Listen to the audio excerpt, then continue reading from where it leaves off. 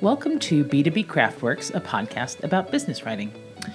When I was first getting started as a writer, I was absolutely mystified by this phenomenon where people I saw on social media or in their lists got gifts from their clients. Like, not even just paychecks, but actual presents showing up in the mail.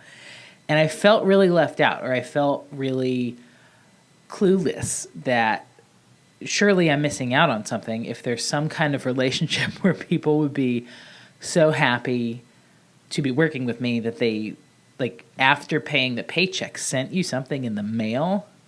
That was crazy. But now I could look around and see some pretty sweet swag from clients. A gift card at the holidays here and there, a surprise thank you note, and coffee treat in the mail. My favorite is a baby onesie that was branded, or a branded tote from that company that I still use as a lunch bag. And I'll tell you, I can remember a very specific thing that caused this to happen for me. I niched. Now, there's a battle for niching going on in the world. Ashley Gaynor's new course, Copy Confidential, is all about not niching, and it's incredibly valuable. I happen to be on the niche side. That's fine, whether you want to go one way or the other. But I think what niching did for me was open a way for me to create client relationships in general that were more valuable, that let me be more invested in the client's work, and then they responded by being more invested in me. So the more I thought about it, I think there were 3 or 4 things that really helped me become a more giftable writer. Because it's really not about the swag. Like, it's just really not. Like, a bag is a bag.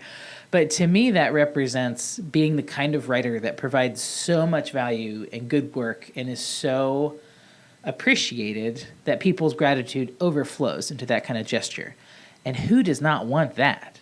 Whether you're a freelancer, where that means job stability, or you're in-house, where that means you're attracting people and showing your value, just who doesn't want that? So there's 4 things that I wanted to talk about today. And the first is to stop monkeying around. If you've ever been a newbie, you know this feeling. You're just a writer monkey. People have a topic for their blog. They send it to you. You write it. You get paid. That basically describes my first online writing experience, writing $10 and $15 personal finance articles for blogs. I loved that. Probably one of my most proud moments was cashing that $10 into my first PayPal account, where I realized someone would actually pay me for the written word. It was incredible. I rejoiced over that thing. But if you want to work up the pay scale into $500, $1,000 articles, especially in the B2B space where you're getting into more complex topics, more complex technology, you have to scale the value that you're bringing to the client. You have to stop being that gopher. You need to understand the why behind what you're doing and why they'd pay you for it. And I think that comes down to understanding some of those secrets behind a marketing mindset.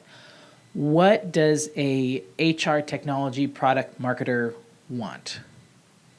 What are they building their marketing funnel out of? You'll hear words like tofu, bofu, and mofu for the different parts of the marketing funnel. The more you can understand things like that and then position yourself to maybe not offer advice, but certainly feedback or pushback on those ideas, the more you're showing that you're invested in your people and their success for their job. And that's what's going to make them really grateful to have you as a partner.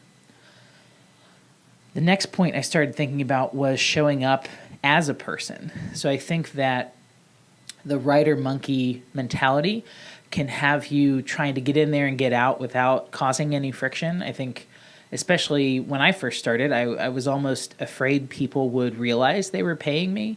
And so I tried to just really quickly show up, do the job, take the money and run, like try to get things through the door as quickly as possible. And that's part of why it's important to niche and part of why you can't scale the quantity. It's better to scale the quality of what you're doing. if you try to scale the quantity of what you're doing, you're going to burn out really quickly. So it's a lot more efficient and profitable for both you and your client or the brand you work for to scale your quality and really invest in learning your craft. So showing up as a person to me meant that once I was more intentional about slowing down, getting on the phone, even though, I really didn't like that at first,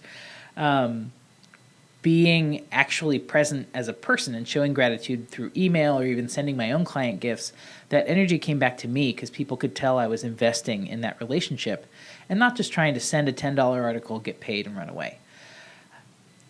In practice, this could look like sending voicemail clips through email. I've heard of some writers having really good success with that. I really love creating custom GIFs on Giphy.com, GIPHY.com, of you smiling or waving. You can customize it with cute little images, but anything that's going to show your personality. I also love connecting with clients or subject matter experts I've interviewed on LinkedIn and just liking the crap out of everything they put out there, because you know how good that feels when people like your stuff. So when you can put that energy in and do that for other people, you're building that personal relationship. Really anything you can do to bridge the digital divide and be more of a person to them, a teammate who happens to be a contractor, it builds that relationship and builds that gratitude. So the next thing is building your network. So we all know what it's like when we hop on LinkedIn and we have a new connection, they didn't send a message, and you kind of roll your eyes and think, I don't think this is going to be worth it. But then you look at that little line that tells you who you have in common. And the names that show up there are very important. And they can decide whether you're connecting with someone or not. And I think the relationship you have with a client is the same way, where it's really human nature to, I can't think of a better word than assess, but assess people's worth by who they know. It's just a really natural inclination where if you guys have your best friend in common, it lends some of that personal capital to that person, and you can, welcome them into a relationship a bit more. And I think business relationships are the same thing. It's just that writers often come into this relationship with no other capital. So building your network, going vertical with, people above you and below you. So clients, marketing managers, and brands that can hire you, VAs or people you could hire to work on your website, and then going horizontal. So graphic designers in the space, website people, tech and IT people, security, analytics, other writers who are in your niche, subject matter experts you've interviewed. Building a network is bringing your substance as a professional business person who can contribute to other people and therefore receive those contributions back.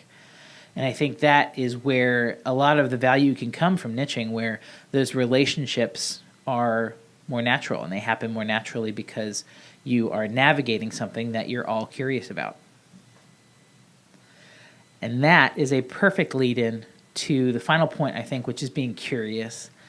Curiosity is such an important theme for success in writing or business in general, because you really don't have to be an expert or a notable thinker on something to interest people or be interesting. You just have to be really curious and thoughtful. In a client relationship, this might look like getting on the phone, again, I know, I really hated that at first too, and talking about their strategy. You don't have to be a strategist to do this, but you can ask why they made certain choices. Where did this editorial theme come from?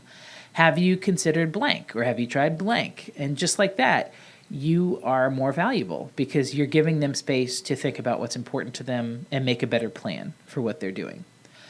My favorite example happened really recently. I'm in some industry groups, and one of them is for an HR tech product. It's called like Lattice by People or Chief People or something like that. So I was working with an LMS company, learning management system, and I asked them if they've ever thought of doing something like that to build their own community. So this isn't something that would work for everyone, but this company in particular has such happy and loyal customers that it just suddenly struck me what a great investment of time that'd be for them to put a community together for those people to support each other.